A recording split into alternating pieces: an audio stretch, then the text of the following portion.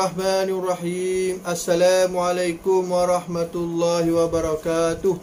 Alhamdulillahirabbil alamin wassalatu wassalamu ala asyrafil anbiya'i wal mursalin wa ala alihi washabbihi ajma'in. Rabbi shrah li sadri wa yassir li amri wahlul 'uqdatam min lisani yafqahu qawli, amma ba'du. Jadi insya-Allah tuan-tuan sidang Jumaat sekalian, insya-Allah pada malam ini kuliah maghrib kita yang berkaitan lalai dalam solat.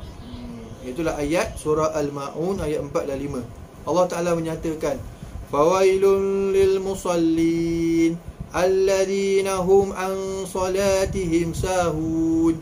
Kata Allah, celakalah orang yang solat, iaitu mereka yang terhadap solat mereka lalai. Jadi pada malam ni, apakah maksud lalai itu?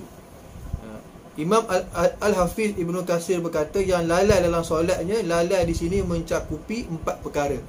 Apakah maksud lalai itu?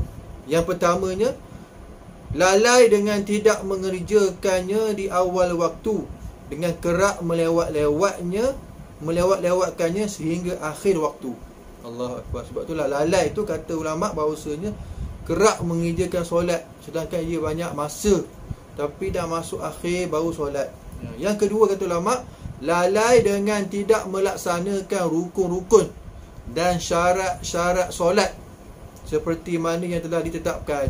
Mana-mana kita mestilah ada ilmu yang berkaitan dengan solat itu, rukun solat, sunnah ayat, sunnah arba'at dan sebagainya, rukun solat 13. Yang ketiga, lalai dengan tidak menjaga khusyuk dalam solat. InsyaAllah kita terangkan apakah maksud itu, khusyuk itu.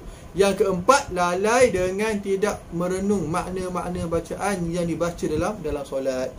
Maka itulah maksudnya lalai itu, kata ulama' bahawasanya hendaklah kita berusaha untuk memahami, iaitulah makna-makna bacaan-bacaan. Bila mana kita mengangkat takbir tu, Allahu Akbar, kita membaca Allah Maha Besar, wajjahtu wajhiya lilladzi fataras samawati wal ard hanifan musliman wa ma ana minal musyrikin inna salati wa nusuki wa mahyaya wa mamati lillahi rabbil alamin.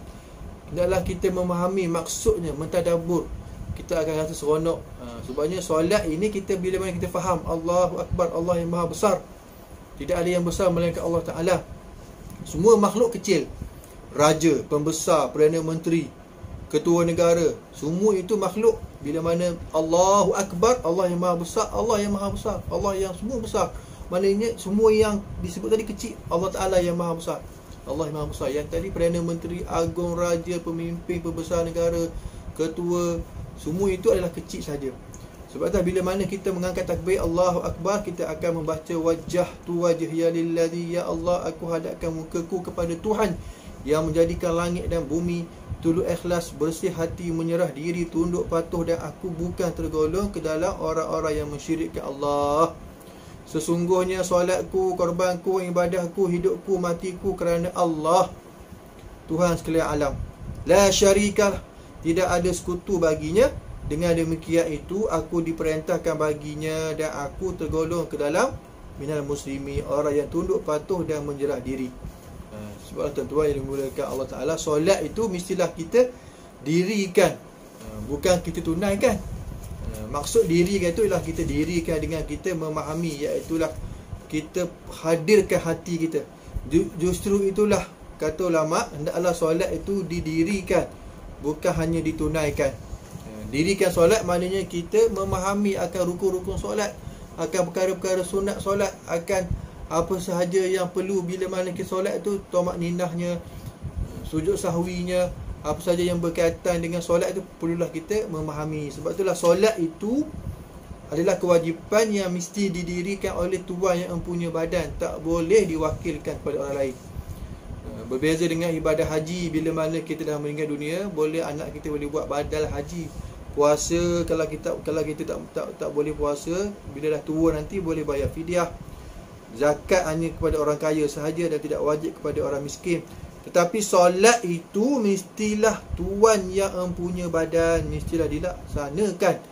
Walaupun apa jua keadaan, sakit ke, boleh solat sambil duduk, baring dan sebagainya. Kerana solat itu adalah perintah Allah. Kerana solat adalah kewajipan pertama yang akan dihisap di hari akhirat kelak. Sekiranya solat itu ditunaikan, sekiranya solat itu didirikan, didirikan dengan baik, maka akan baiklah amalan-amalan lain. Sekiranya solatnya rosak, maka akan rosaklah semua amalan yang lain. Allahu Akbar. Sebab tuan-tuan yang dimuliakan Allah Ta'ala, solat itu perkara yang mesti kita jangan adalah hati kita, iaitulah penyakit malas. Kerana syaitan akan berusaha supaya manusia itu adanya penyakit. Mula-mula dia suruh kita abaikan solat. Syaitan ni dia pandai, dia suruh kita abaikan solat, kemudian barulah dia masuk supaya kita meninggalkan solat. Mana syaitan mula-mula dia tak suruh kita meninggalkan solat, dia suruh kita abaikan. Solat subuh kita tak payahlah, solat maghrib, solat isyak tak payahlah. Begitulah dia suruh kita abaikan. Kemudian barulah dia suruh kita meninggalkan solat. Itulah yang diidamkan oleh musuh utama, iaitulah syaitan. Dia berusaha, kerana solat itu adalah ibadah yang Allah Ta'ala panggil sendiri Nabi Muhammad SAW naik ke langit untuk menerima, itulah solat. Solat itu mestilah solat yang terbaik dilaksanakan di awal waktu. Darjatnya lebih tinggi berbanding pada pertengahan dan hujung waktu. Mana solat itu panjang, kadang-kadang zuhur ke asar itu panjang, tetapi kata Nabi SAW, mendirikan solat pada waktunya. Pada hadis yang lain disebut mendirikan solat pada awal waktunya, maka darjatnya banyak. Sabda Nabi SAW di atas jelas menyatakan bahawa solat pada awal waktu mempunyai fadilat yang banyak. Semakin berkurangan pahala jika solat dilakukan pada pertengahan waktu, apatah lagi pada hujung waktu. Sebab tuan-tuan yang dimulakan Allah Ta'ala, berusahalah kita untuk solat di awal waktu. Kita banyak masa yang kosong, maka kita penuhilah solat kita. Jangan kita mengabaikan, jangan kita meninggalkan solat. Sebab itulah meninggalkan solat kerana sibuk bekerja atau malas dan sebagainya. Allahu Akbar. Lalu dia qada pada waktu yang lain, hanyalah satu rakaat manusia jahil, kerana ia tidak wujud dalam ajaran Nabi. Sedangkan dia ada masa tapi dia qada dan sebagainya, maka solat itu Allahu Akbar, Allah nak terima ataupun tidak, wallahu a'lam. Sedangkan dia ada masa, sengaja dia bersembang-sembang dan sebagainya, sehinggalah luput waktu solat itu. Ibarat kata ulama, ibarat orang sengaja menyimpan nasi beberapa hari yang lalu, sedangkan nasi untuk makan hari ini sudah disediakan. Tindakan itu tidak sesuai kerana nasi tersebut berkemungkinan sudah basi disebabkan waktunya sudah berlalu. Sebab itulah solat itu hendaklah kita dirikan pada waktunya, jangan kita berlengah-lengah. Sesungguhnya mendirikan solat, kata Nabi SAW, mendirikan solat fardu 5 waktu antara Jumaat hingga Jumaat yang lain akan mengkafarahkan dosa-dosa kecil selagi orang itu tidak melakukan dosa besar. Allahu Akbar. Mudah-mudahan tuan-tuan yang dimuliakan Allah Ta'ala, dosa-dosa yang kita lakukan, dosa-dosa kecil, Allah Ta'ala akan bersihkan diri kita bila mana kita tetap melaksanakan solat, walaupun kadang-kadang kita ada dosa dan sebagainya. Maka kata Nabi SAW, solat itu bila mana kamu dirikan, Allah Ta'ala akan hapuskan dosa-dosa kecil yang berlaku selama 7 hari itu antara 2 Jumaat. Dengan melakukan solat itu, maka dosa-dosa kecil akan dihapuskan oleh Allah Ta'ala. Namun dosa besar tidak akan terhapus dengan ibadah, sebaliknya ia akan terhapus dengan bertaubat.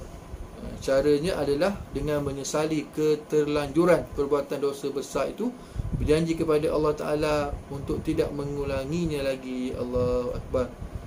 Sebab itulah tuan-tuan yang dimuliakan Allah Ta'ala, marilah sama-sama kita masuk pada malam ini, bulan Zulhijjah, marilah sama-sama kita kuatkan keazaman kita untuk terus melakukan ibadah kepada Allah Ta'ala.